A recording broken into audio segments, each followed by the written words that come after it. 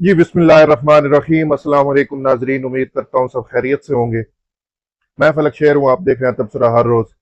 अल्लाह पाक रमजानुल करीम के मुबारक महीने के अंदर हम सब पर अपनी रहमतें और बरकतें नाज़िल फरमाए और हम सबको ढेरों बरकतें और रहमतें समेटने की तौफीक भी अता फरमाए। नाजरीन, पिछली कुछ वीडियोस के अंदर एक वीडियो में हमने तबसरा किया था कि किस तरह यहूदियों ने आप सल्लल्लाहु अलैहि वसल्लम की पीठ में छुरा घोंपा और किस तरह यहूदी साजिशें करते थे आप सल्लम के खिलाफ। आगे थोड़ा चलते हैं कि वही दौर वही वक्त यहूदियों ने मुआहदे की खिलाफ वर्जी की हुई है और यहूदियों के खिलाफ जंग जारी है और हजरत उमर बनु कुरैजा के मर्दों को कत्ल कर रहे हैं कि तुमने क्यों आप सल्लल्लाहु अलैहि वसल्लम के साथ गद्दारी की है। और इसी तरह खबर आ जाती है कि हजरत साद बिन मुआज शहीद हो गए। कौन थे ये शख्स? कौन था ये नौजवान साद बिन मुआज? क्या खिदमत थी इसकी दीन के लिए? कितना रुतबा था? कितनी शान थी इस शख्स की? ये कौन था कि जिसकी शहादत पर आप सल्लल्लाहु अलैहि वसल्लम बेचैन है और इधर से उधर जा रहे हैं, कभी इधर बैठ रहे हैं, कभी उधर बैठ रहे हैं। अबू बकर को कह रहे हैं कि अबू बकर बैठ जाओ, एक जगह पर आराम से बैठ जाओ। साद बिन मुआज जिनका बाजू कट चुका था और लोगों ने उनका बाजू साथ लगाकर बस इसलिए रखा हुआ है कि वो बनु कुरैजा की का फैसला कर ले। बस उसके बाद हजरत साद बिन मुआज शहीद हो गए। ये औस कबीले के सरदार भी थे। बाद में इन्होंने वो सरदारी भी छोड़ दी, सब कुछ छोड़ दिया अल्लाह के दीन की खातिर। अब साद बिन मुआज शहीद हो चुके हैं। साद बिन मुआज को जाना कहाँ है? साद बिन मुआज की मंजिल क्या है? साद बिन मुआज को अब अल्लाह के सामने पेश किया जाना है। अल्लाह की हुजूर हाजिरी है अब साद बिन मुआज की। और आप सल्लम हजरत अबू बकर को बता रहे हैं कि अबू बकर, तमाम फरिश्ते हाजिर बनाकर लाइन बनाकर खड़े हो गए हैं कि वो साद बिन मुआज से मुलाकात करें, उनका इस्तकबाल करें। इतनी बड़ी शख्सियत साद बिन मुआज, एक नौजवान, 37 से 38 साल का नौजवान, जाम शहादत नोश कर चुका है, दीन के लिए अपना 100% दे चुका है। ये वो नौजवान है जब मक्का के अंदर आप सल्लल्लाहु अलैहि वसल्लम के ऊपर जुल्म ढाए जा रहे थे, आप सल्लम को तंग किया जा रहा था, इस नौजवान ने उस वक्त अपने कबीले की सरदारी को ठुकराया, सब कुछ छोड़ दिया। सब कुछ छोड़कर इस सहाबी रसूल ने आप सल्लम को दावत दी कि आइए या रसूल अल्लाह, आप मदीना तशरीफ लाइए, आप हैं हमारे सरदार सल्लल्लाहु अलैहि वसल्लम, आप यहां तशरीफ लाइए, आप यहां पर आकर अल्लाह के दीन का काम करिए। ये वो नौजवान है जिनको वो सारी बातें याद आती थी कि जब यहूदी कहते थे ना कि एक नबी आने वाला है, एक नबी आने वाला है, हम उसके साथ मिलकर तुम्हारा मुकाबला करेंगे, हम तुम्हें खत्म कर देंगे। जब उनका मुकाबला होता था ना औस खजरज के साथ, बनु कुरैजा, बनु कैनका, इन लोगों का, यहूदियों का, मदीना के अंदर, तो ये ताना मारा करते थे और धमकी दिया करते थे कि देखना, हमारा एक नबी आने वाला है, हम उसके साथ मिलकर पूरी दुनिया के ऊपर कब्जा कर लेंगे और हम तुम्हारा मुकाबला, हम तुम्हें हरा देंगे, तुम्हें खत्म कर देंगे। लेकिन जब वही नबी तशरीफ ले आए, इनकी किताबें जब बता रही थी, सब निशानियां पूरी हो गई, ये यहूदी खिलाफ हो गए उस नबी के। और उस वक्त इन मदीना के नौजवानों और इन सरदारों और इन लोगों ने ये देखा कि ये तो वही नबी है ना जिसकी बातें हमें यहूदी बताया करते थे, तो क्यों ना इससे पहले कि वो ईमान लाए, हम इन पर ईमान ले आए।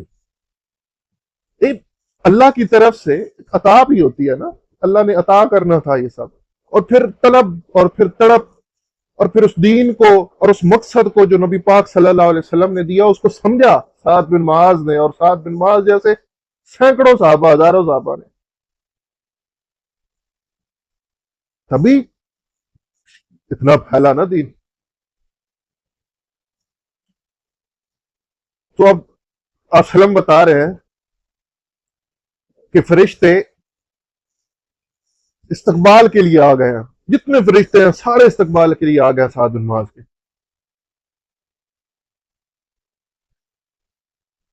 پہلی دفعہ ہوا کہ کسی انسان، کسی شخص کے مرنے کے اوپر اللہ کا عرش بھی جھوما ہے. کیوں جھوما ہے یہ بھی بتایا نا آپ صلی اللہ علیہ وسلم نے کہ کیوں جھوما، کیوں ہل گیا وہ تخت جس کے اوپر پوری کائنات کھڑی ہوئی ہے. کیوں وہ ہل گیا؟ کیونکہ اس کے فرشتے جنہوں نے اس تخت کو، اس عرش کو اٹھا رکھا ہے، وہ بھی چھوڑ کر آ گئے حضرت سعد بن معاذ کو ملنے کے لیے، ان کو خوش آمدید کرنے کے لیے کہ آئیے حضور، آپ کو اللہ کی بارگاہ میں لے کے جایا جائے، آپ اللہ کے سامنے حاضر ہوں. یہ وہ چیز ہے جس کی کمی ہے مسلمانوں کے اندر. آج کے مسلمان کے اندر، 21ویں صدی کے مسلمان کے اندر اگر کمی ہے تو وہ اس چیز کی ہے. اگر کوئی انگریز، کوئی یہودی، کوئی ہندو مسلمان ہوتا ہے نا، کنورٹ ہوتا ہے، مسلمان ہوتا ہے، تو یہ اتنا بڑا واقعہ نہیں ہے، یہ کوئی اتنی بڑی بات نہیں ہے.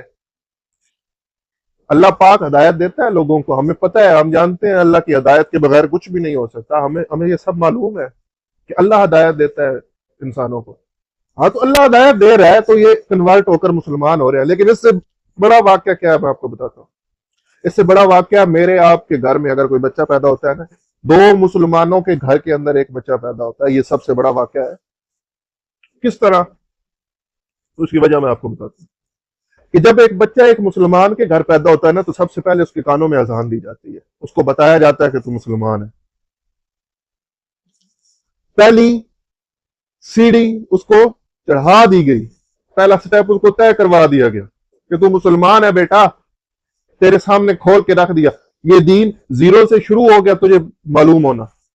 ایک مسلمان کے گھر میں پیدا ہو گیا نا تو تجھے اب پتہ چلنا شروع ہو گیا ہے کہ دین ہے کیا. پہلی سیڑھی کیا تھی کہ تیرے کان میں اذان پڑھ کے بتا دی گئی کہ تو مسلمان ہے. اب جیسے جیسے وہ بڑا ہوتا ہے تو اس کو اوپر دین کی پرتیں کھلنا شروع ہو جاتی ہیں.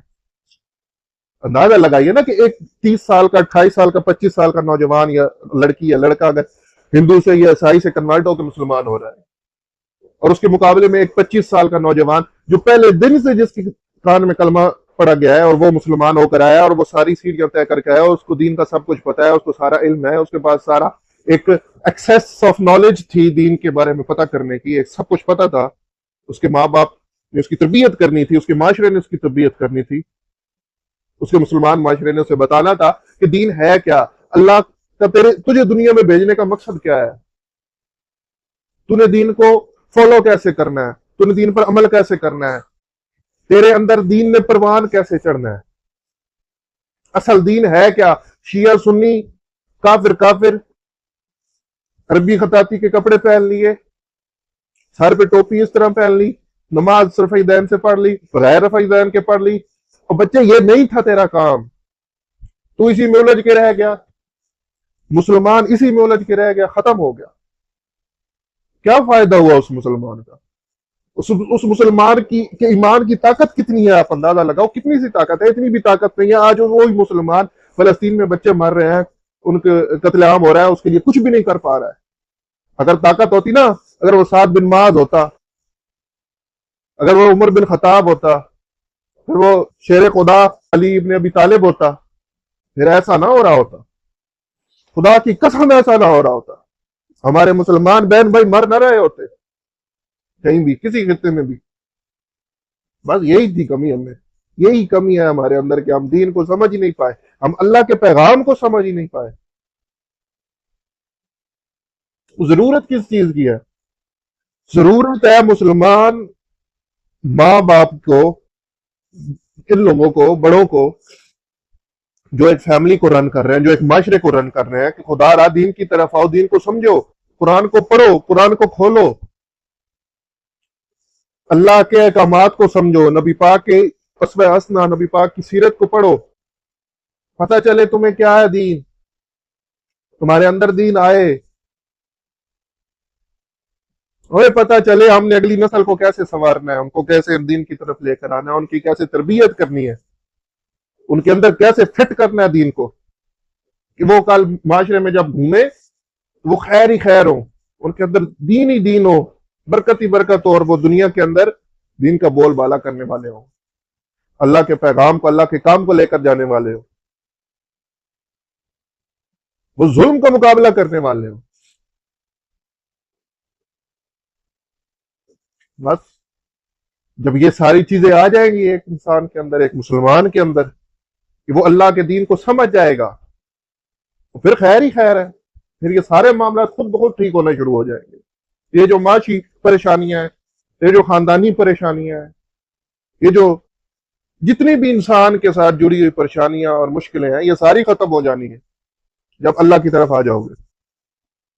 तो बस दुआ है कि अल्लाह ताला हमें सबको सही सही अपने दीन की समझ अता फरमाए। ये जो असल सही सही समझ है, वो मौलवियों वाली सही सही समझ नहीं, जो जुम्मे के खुतबे में, आज भी मैं जुम्मा पढ़ के आया हूं, जुम्मे के खुतबे के अंदर, जुम्मे की तकरीर के अंदर किसी ने फलस्तीनी मुसलमानों के हक में बात नहीं की। और कौन सी मुसलमानी, डर गए हो, इन यजीदियों से डर गए हो, और डरो नहीं, ये जान है, इसने खत्म हो जाना है, इसने 80 साल की उम्र में भी जाना है, इसने 30 साल की उम्र में भी जाना है, इसने 20 साल की उम्र में भी जाना है। क्या कर लोगे अगर कुछ नहीं कर सके अपने मुसलमान बहन भाइयों के लिए, अल्लाह की जात के लिए कुछ नहीं कर सके, तो लानत है ऐसी जिंदगी पर। क्या फायदा ऐसी जिंदगी का, 80 साल 100 साल जी भी लोगे तो क्या करोगे? अपने बिस्तरों में पेशाब करते हुए, उसके ऊपर गंद डालते हुए, उन कमजोरियों में मर जाओगे, क्या कर लोगे? और अगर जवानी में किसी काम के पीछे लगे हो, अल्लाह के किसी हुक्म को पूरा करते हुए, अल्लाह के दीन के ऊपर चलते हुए, अल्लाह के बंदों की मदद करते हुए अगर मर जाओगे, शहीद हो जाओगे, तो फायदा ही फायदा।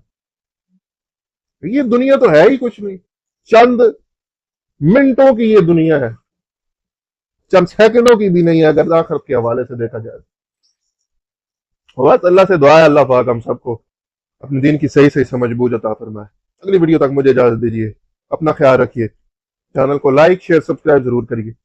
अल्लाह ने के बाद।